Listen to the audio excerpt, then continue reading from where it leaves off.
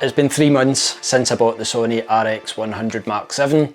I bought this as a pocket camera, a daily carry, something small enough, light enough that can be thrown into a rucksack, worn over your shoulder, just as an everyday camera basically. So I'm going to do a little review on this camera. I'm going to talk about some of the functionalities of it, the performance of the actual camera itself, and my personal opinions on how I'm getting on with the camera sort of day to day and the times that I'm taking it with me. I'll show you some of the shots that I've taken over the last couple of months with this camera as well throughout the video, and some of the places that I've taken it. So first up is size. The camera itself is pretty small. You can literally one-hand it. When you compare it to an iPhone, it's almost size for size with the iPhone. It's slightly smaller, but not massively. It's really compact. It is a little bit on the thick side when you've got some of the accessories on. Obviously when you take the lens cap off, I've got a stick-on adapter ring and a polarizer attached to the front of it. So definitely makes it a little bit bulkier, but it still fits within your pocket.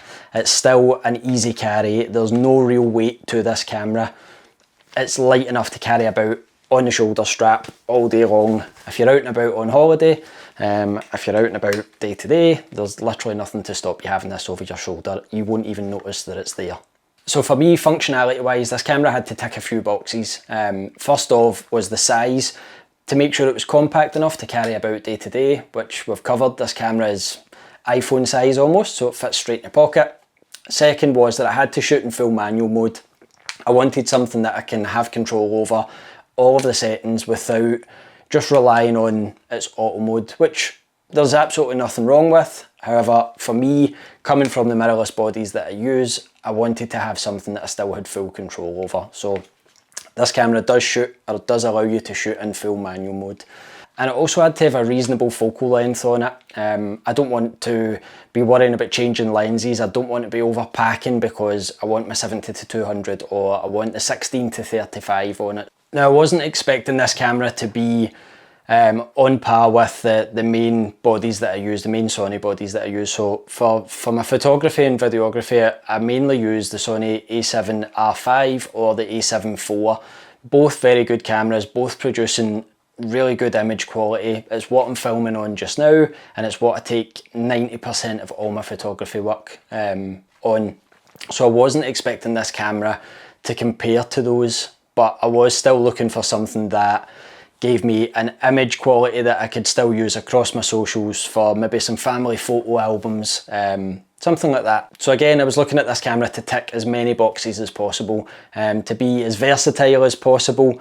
And it is a very good camera. However, for me, I do find the dynamic range on this camera isn't great, and I don't know whether that's just the performance from the live screen in the back, but I do find when I come to take the raw images into Lightroom to edit that I struggle more editing these images than I do with my mirrorless bodies, with my full frame bodies. So I definitely wouldn't say the dynamic range is what I'm used to, but I would say that it does still tick the boxes if it's purely just fun everyday photos. It is more than capable of that. For me, it's just been a little on the lower side in terms of quality and performance with its dynamic range. The light really has to be good for this camera to produce high quality images and low noise images. I find that if the light isn't particularly good, then the image quality is kind of so-so. Times where I would normally push my full frame cameras, I'm putting this back in my pocket just because it's kind of at its limit. So I would say the performance of the camera is perfect if you're literally looking for some family snaps. If you're looking to do much more than some travel, holiday pictures or sort of day-to-day captures, then I would definitely say it has its limitations on that. Obviously, I'm not looking to use this for any commercial work. I'm not looking to use this for any paid client work, but I would still expect a £1,000 camera to produce a reasonable quality image. Image wise, I definitely struggle editing these images more than I do from my main camera bodies. Sometimes when the light is good, the images, as I said, come out great. The quality of them is amazing. The colours in them are exactly how you would imagine and you would be looking for in your edit, so they need very little work. However, when the light is poor, the images are tough to edit, and if the light is particularly contrasty, where you've got really harsh light and sort of shadows that you're trying to balance, again, I really struggle trying to get the image that I would want out of this camera, out of the camera in the edit. So yeah, I definitely struggled a little bit more than I thought I would with this camera and with the images from this camera, but not to say that I'm giving up on it quite yet. I'm definitely going to stick with it for another couple of months, see how I get on, and if it isn't working for me, then maybe consider my options, look at something else along the same vein, but just see what else is out there, give something else a try. So the actual controls on the camera itself, the buttons and the dials on the camera, are definitely something that I've struggled to adapt to. And I don't know if it's just because I'm so used to the dials and the setup on my mirrorless bodies that it's taken me so long to get that muscle memory for this camera. I feel really slow with it. I feel as though when I have an image in my head, if something's happening and I want to try and capture that, by the time I've got to those settings, it's gone. I've missed it. And I start to get frustrated when things like that happen. So I definitely don't find it as user-friendly as what I'm used to. But I think that's just because there are some buttons and dials missing on the back that I would have normally on my mirrorless camera. I think I just maybe need to find a different way to set things up. So for example, the little menu wheel on the back of the camera is what adjusts both the aperture and it adjusts the shutter speed, but you can toggle between, and I find that really clunky. There is a little wheel just behind the actual lens itself that you can use to adjust the aperture, but I can't figure out how to set that to do one or other. And the same with the actual menu sort of wheel on the back of the camera itself. I can't figure out how to just lock that to one function because it's really easy to toggle to the other function, and when you think you're trying to adjust the shutter speed, it's somehow toggled back to the aperture and you're adjusting the aperture. Maybe it's just me, maybe I just haven't figured out the best settings for this camera. And if you've figured that out, drop a comment below and let me know. Ultimately, if I find the settings clunky or the camera is awkward to use, then I don't get the same enjoyment out of the camera. I find myself battling with the settings and battling with the menus more than I do using the camera how it should be used, and ultimately I end up going back to my main bodies when that happens. If I've got it in my bag along with my small pocket camera, I end up switching them out and I use my main body. Let's talk about the viewfinder. The viewfinder on the camera itself is very small. It literally just pops up and clicks away, and it's great. It's super simple. It keeps the camera nice and neat, nice and small when it's tucked away. However, for me, it's just not usable in the slightest. If you have eyelashes, you can't use it. If you have a face, you can't use it. It's very small. There is no silicone cover. There's no eyepiece to bring your face up to. It's literally just, I know I'm touching the glass, but it's literally just straight onto the glass. So when you're putting that camera up to your face, you've got the glass of the viewfinder pressed against your eyelashes, pressed against your eyeball, and you can see nothing out of it. So for me, I don't ever use the viewfinder. I use the screen on the back of the camera just as a live view guide, which again isn't ideal. I would love a proper viewfinder or something with a proper viewfinder that is actually functional, but I just don't find that viewfinder functional at all. As I says, if you have eyelashes or you have a face, best of luck trying to use it. On my mirrorless bodies, I've always bought this larger rubber eyepiece covers just to give you a little bit of flexibility and you don't have the camera pressed right against your face when you're using it. There doesn't seem to be an option for something aftermarket on that camera, on the RX100, and I don't imagine there will be because, as I said, it pops away into the camera.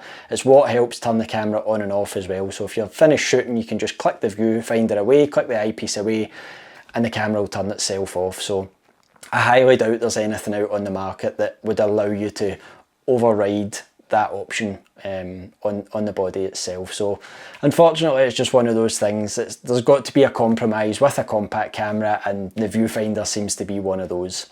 Lastly, I spoke about the focal length of the camera.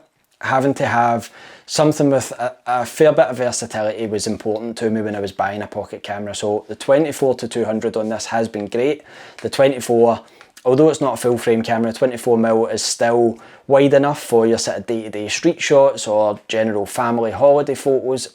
And the 200mm is great to have that in your pocket. How many cameras have got a 200mm capability but still slot into your pocket? There's not many out on the market there. So I have been really impressed with the focal range, and I've been really impressed with the quality when you use the camera at 200mm. I expected it to be really, really grainy. I expected it to be really low quality, but the quality is just as good at 24, I would say, as it is at 200. So focal range on it is fantastic. If I could find another small full frame camera that comes with that focal range without it having interchangeable lenses, I think I would buy that in a heartbeat. If there's something out in the market that you know of, let me know in the comments if I've missed it. But aye, that focal range is great in a pocket camera. It's something that I don't want to lose if I do switch cameras. But it's obviously, as I said before, there's got to be a compromise with pocket cameras. So if the compromise for me is finding familiarity in the actual buttons and the dials and the usage of the camera, but I lose some of that focal range, then it's something I've definitely got to consider. So I've taken this camera to a lot of different scenarios. I've used it at just a bike evening, a sort of social event. I've taken it into the city centre to do some street photography, a little bit of architecture photography. I've taken it to Knockhill Racing Circuit, which you've maybe seen in one of my other videos, and I'll link somewhere down below, where I attempted to shoot some motorsport and trackside photography with it. I took it on a trip to the Isle of Man with me. I went on my motorbike, and I only took this as my main camera. Obviously I had a little GoPro on my helmet, but sort of photography wise, this was the only camera that I took with me. More recently I took the camera to Greece with me on holiday. Myself and my wife went away for almost 2 weeks, and I thought it would be a good opportunity to try it in different scenarios, but I had one of my mirrorless cameras with me, and I think it was at that point that I realised I wasn't enjoying the little pocket camera as much as I hoped I would, so found myself going back to the mirrorless body more and more, which is unfortunate, but it's a learning curve. It's something new, it's something I've never done before. So I know I've been quite negative possibly on some of the setup on the camera itself. Now, I do find it still to be a good camera, it's just maybe not meeting what I thought I was going to get out of it. However, I did manage to trick the camera out with some added extras just to make it a little bit more user friendly. I added obviously the little red shutter button just to make the shutter button proud of the camera body itself, because when it comes from factory, the shutter button is flush with the body, so it's quite awkward to press. I've added on a little half sort of cage or sort of base plate handle adapter, I would say, from SmallRig. I've added a Peak Designs leash strap, purely just so that it's nice and light, and I've got something to throw over my shoulder.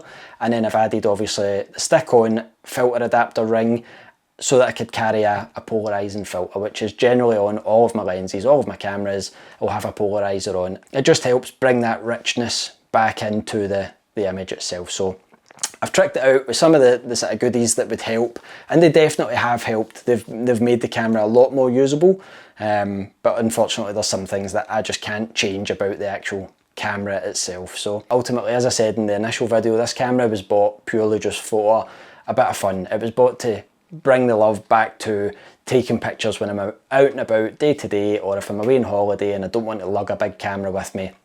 That's exactly what this was bought for. So as much as I'm being critical on the image quality, I'm only being that critical because I'm used to the main bodies that I shoot on. So that's pretty much it. Like it's not a bad image that comes out of it.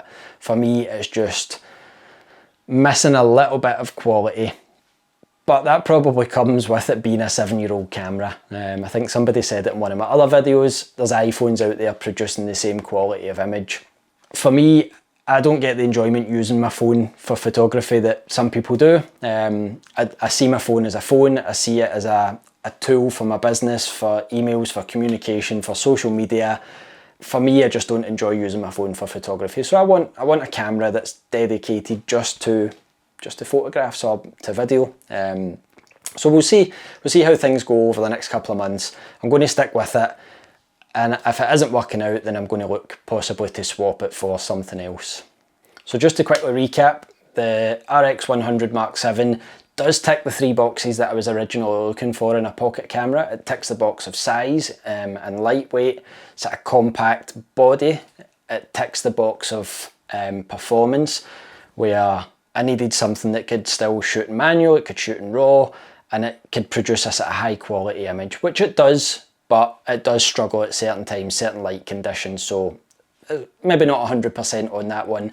And the last one was the focal range. It ticks that 24 to 200, which allows you to shoot a really broad spectrum of different image styles, whether it's landscape stuff, motorsport stuff, city stuff, sort of portraits product, or just day-to-day family holiday snaps. So it does tick all of those boxes, but I think for me, I've just not gelled with the camera the way I hoped I would.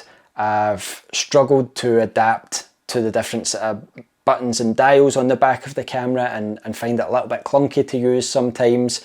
But as I said right at the beginning, I'm going to stick with the camera for a few more months. I'll try it out over the winter, probably at its most challenging, where weather conditions aren't always in your favour and light is generally pretty poor. But we'll stick with it in the new year. If it's not working out for me, then I think I may look at switching it out to something else.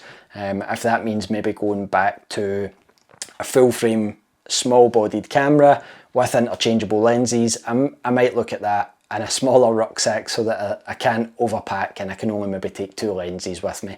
I think maybe a wee sling or something, if I'm taking it out day to day, is possibly the way to go. If you guys have got any suggestions on a sort of daily carry or pocket camera, let me know in the comments below what you're using, what you find setup wise. I'm not a one lens kind of guy. I can't just stick a 35mm on and run and gun and shoot everything with that, especially if I'm on holiday. I do miss the longer focal lengths, so if there's something out there setup wise that works for you, let me know what it is. I'd love to hear what you're using and how you find it. And equally, if you're using the RX100, I would love to know if you've managed to set it up in a way that works for you, similarly to a way that the main Sony mirrorless bodies work. So I'm heading out to a new country. I'm going to be a little bit quiet on my YouTube probably for a few weeks. However, keep your eyes peeled on my Instagram to see where I'm going, see what I'm up to and what I'm shooting. But while I'm out there, I'm going to try and do a little bit of a kit breakdown on what I'm taking with me on the trip. And that will make its way onto YouTube. So keep your eyes peeled for the next video. If you've enjoyed this, drop me a subscribe, leave a comment below and like this video. Cheers guys, I'll see you in the next one. It's me, I'll always overpack.